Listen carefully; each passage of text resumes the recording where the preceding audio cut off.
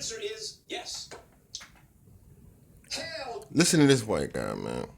Exclusively on the evidence and the circumstances of this case. Should he be paroled? If his behavior is living up to it, etc., if he meets the criteria for someone who should be paroled, the answer is yes. Hell no. Oh my I don't goodness. think he should be in jail. I think he should stay in jail. As far as I'm concerned, it wouldn't bother me if he rotted in there for the rest of his damn life. How much did they pay this black Negro to say this?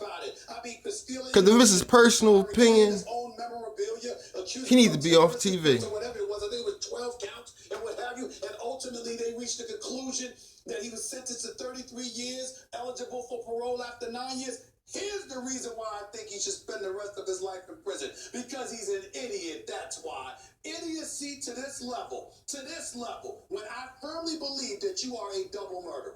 I firmly believe that you killed Nicole Brown's sister and Ronald Goldman. I firmly believe that you laughed in the face of the system, you mocked it, and instead of having the decency to walk away because the trial was turned into something else due to the greatness of Johnny Cochran and the ineptitude of Marsha Clark and Christopher Darden, the bottom line is you had an opportunity, an ideal opportunity to chill out, walk away, and go on with your life. And instead, what did you do? You laughed and mocked Ronald Goldman's family when they sued you civilly and won about $33.5 billion, but your money was protected and they couldn't reclaim all of this stuff. And I want to make sure I emphasize this. Under no circumstances am I saying, and I know a whole bunch of people's going to disagree with me, and I get it, I understand it. Under no circumstances am I saying that I believe that OJ did not get railroaded with this whole memorabilia. That's the only reason he in jail.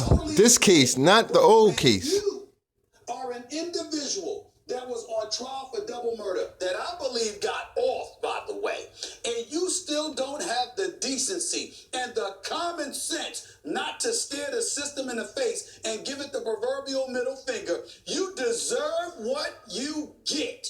And as far as I'm concerned, that's exactly what it is. And I hear in the prison that they watch, in the prison that he's in outside of Reno, Nevada, that they actually watch ESPN. I hope he's watching me right now. That man brought all of this on himself. He didn't know any better. He was an idiot for finding himself in another predicament, and he put it on himself, and he deserves what he's getting. Idiocy get you 33 years, huh? Well, evidently he got sentenced. Did he not get sentenced to 33 years? But in your argument, he deserves the 33 years for idiocy alone. Yeah, pretty much. And I would suggest that you should be grateful that's not the standard of the system. Right, this black ass needs to be cut from television. Two white motherfuckers grinding his dumb ass up. Come on, man. You want to compare the idiotic stuff that comes out of folks' mouth. You name the time and place. Get your dumb ass off of TV, Stephen A. That's a good one. That nut ass smile. Because I believe in justice. Right. I don't believe in karma, and I don't believe in sentencing people for things that they got off of, although they should have been convicted of. We all seem to agree, as any rational person does, that OJ killed Nicole Simpson and Ron Brown. Mm-hmm. Clearly, he is, outside of the United States justice system, in all of our minds, in any rational thinker's mind, a murderer. And by the way, beyond that, he's a sociopath. It's an absolute travesty of justice that he got off in that trial in the 1990s. And in fact, if somebody should go to jail, it's the jurors in that case who relied on the concept of karma over justice to let him off. They were getting the LAPD back for its history of bigotry. They were enacting karma to get back at racism to let a murderer off. I'll respond to that, by the way. I will respond to that. But here's the thing, Stephen A. Two wrongs don't make a right. Don't use the same rationale that those jurors used to commit an injustice to do another. Karma is not the way you should lead your life. Justice is the way you lead your life. And in this case, as Max said, and as you admitted as well, he was absolutely railroaded. Everybody else involved in this robbery served minimal time. No one gets 33 years for a robbery.